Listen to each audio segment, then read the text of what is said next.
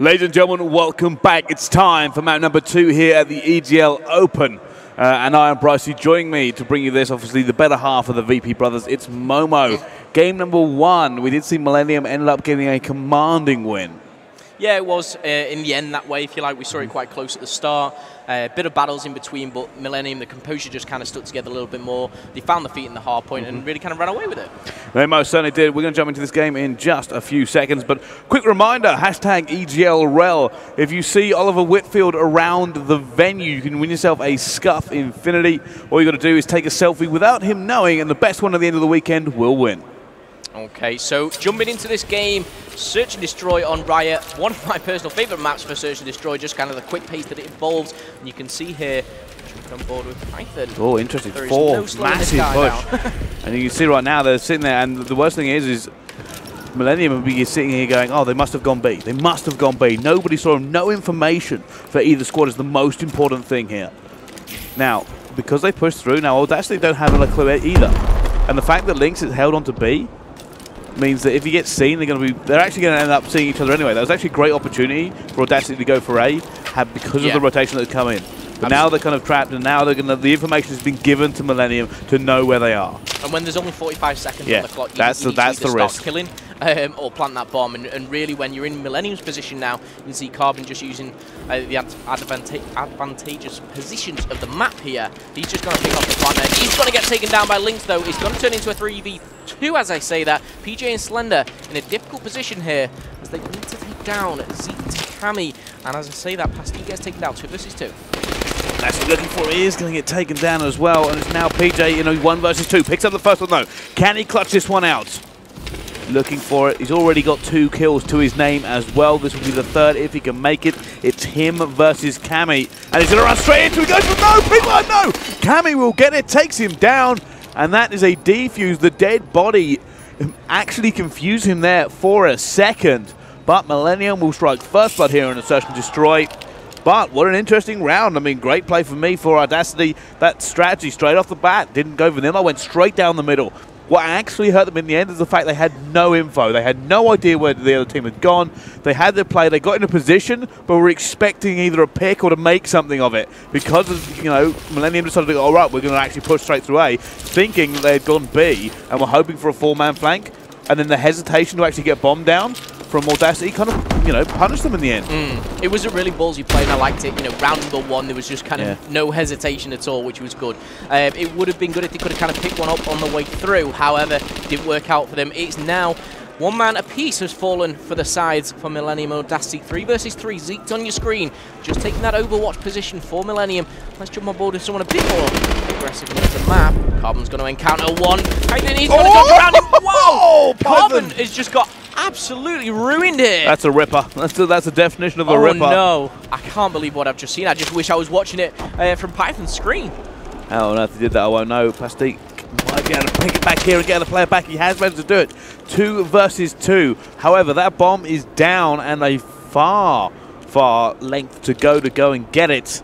Now, Plastique, we're still on board with him. There might be a gunfight going in the middle here. It is. It's Zeke picking it back up. Now 1 versus 2 for PJ. Yeah, Zeke's, I know he's 4-on-1, but it's 4 really. Look at the time. He knows where that bomb is.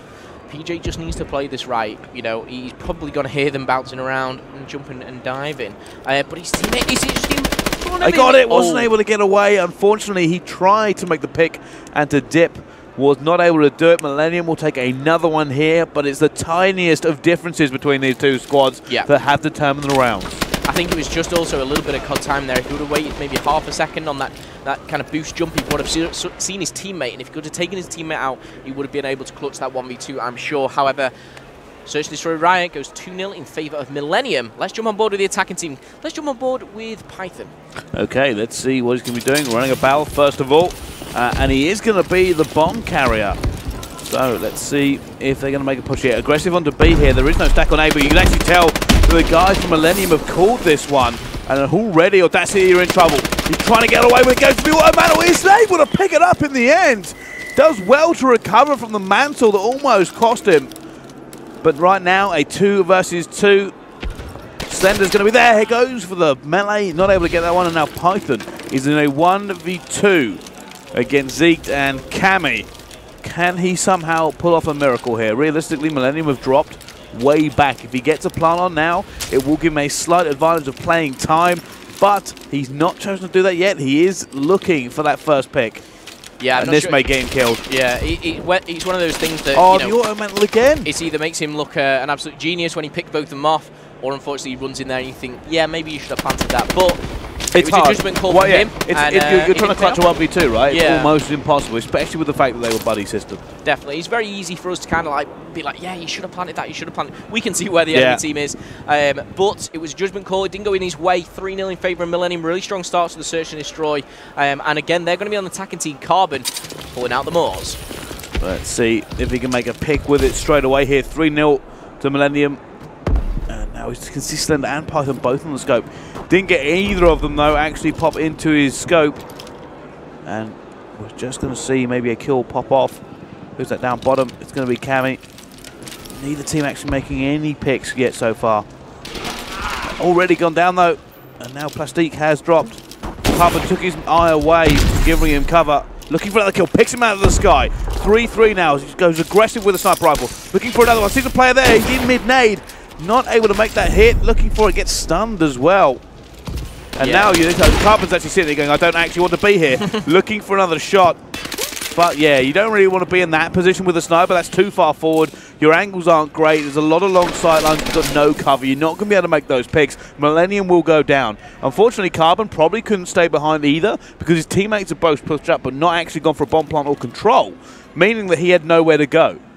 I think he was almost a little bit too hasty. You know, time wasn't dwindling down too much. He had a strong position, just kind of sat on that middle roof. Building. Yeah, and I think he really should have kind of trusted his teammates a little bit more to push up on A.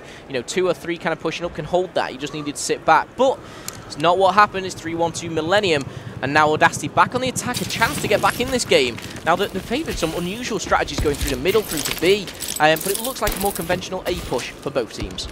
On ball with Python right now. Looking for Cammy. As Cammy comes out, is very aggressive. He misses it all. And his team are just dipping. They are getting out of dodge.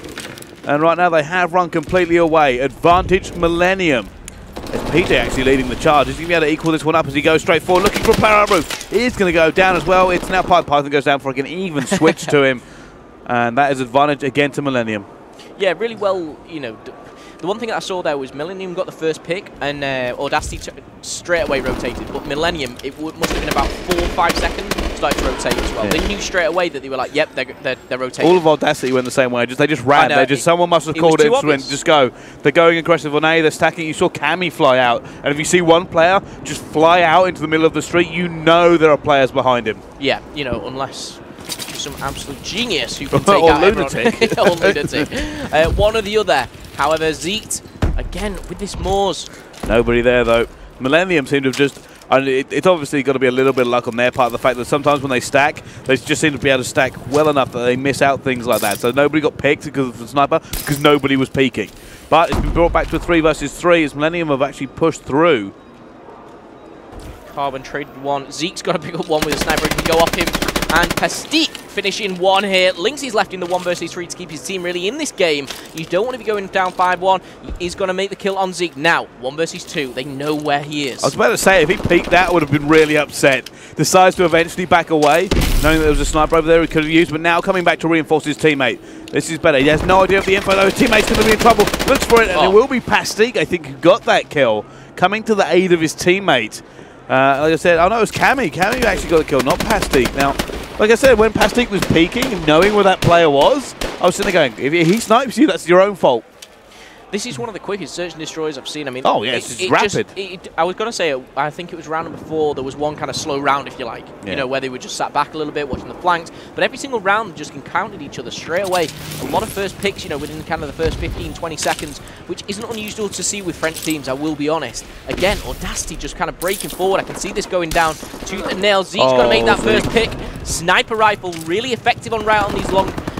long sights down this A road is, ridiculously overpowered sometimes. Sometimes you will actually see a player push through there for that reason, to actually allow his teammates to kind of get it.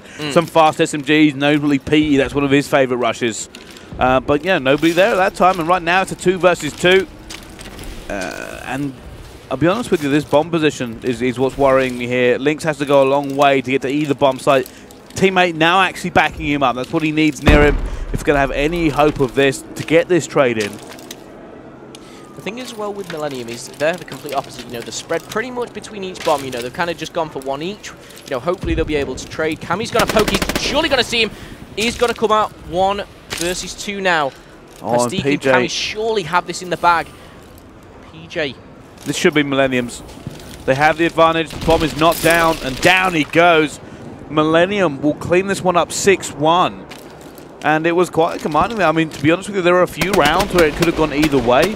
But it's almost like Millenium had a bit of luck that time. Like every single time they had a strategy, it seemed to be the perfect strategy they needed at that time. Yeah. And I think one of the things is, you know, whether they got the first pick or they went a man down Millenium, they adapted to it very, very quickly. They just kind of either changed it up or just was super aggressive and kind of finished the round off. And that's why I was saying almost it ended so quickly. There was no rounds which kind of went the full 1.5 minutes, if you like. But we finished that there. Cammy, 7-2, 3.5 KD ratio, search and destroy, really well played for him. Another great game, actually. He performed very, very well in the hard-point. He most certainly did, and just big plays there from Millenium. And clearly they're starting to find their feet, and they are a fantastic search and destroy squad. But we're going to go to a very quick break. Let's find out what happens in map number 3.